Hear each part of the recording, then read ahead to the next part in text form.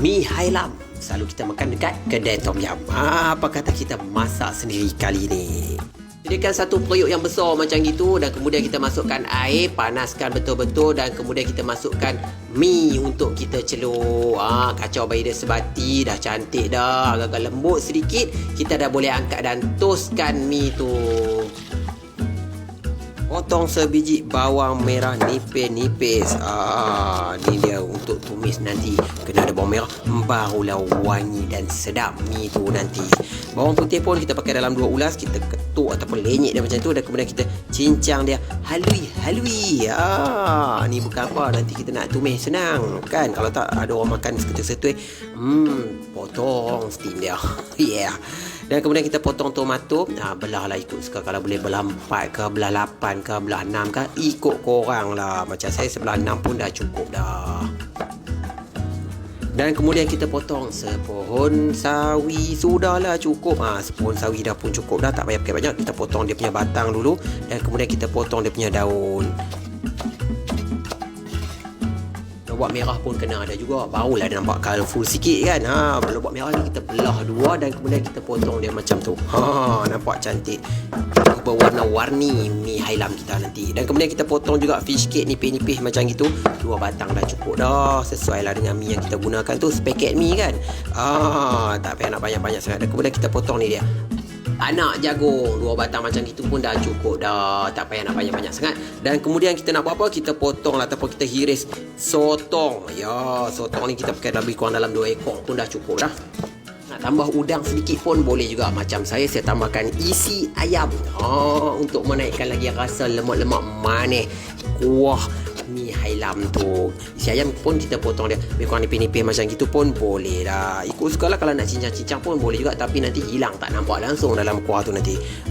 Dah baik dah, hiris macam gitu semua dah cantik dah. Apa lagi? Jomlah kita masak. Panaskan minyak kelapa rasaku. Ya, rasa yang ku rindu. Jangan banyak-banyak sangat. Sebab apa? Kita nak guna untuk menumis. Dan kemudian kita masukkan bawang yang telah kita cincang-cincang tadi. Bawang dah masuk. Tunggu apa lagi? Masukkan juga cili kisar lebih kurang dalam 2 sudu besar. Dah cukup dah. Dah kacau-kacau cantik dah macam gitu kan. Dah naik bau. Boleh masukkan isi ayam. Jangan berhenti kacau, nanti hangus pula. Dan kemudian kita masukkan ni dia lobak merah dan juga batang sawi terlebih dahulu. Pun kena kacau juga lepas tu. Dah cantik dah macam gitu. Kita masukkan ni dia fish cake. Kek ikan. Dan kemudian masukkan sedikit air untuk kuahnya. Tak ada kuah, bukan mi Hailam dek. Itu mi goreng.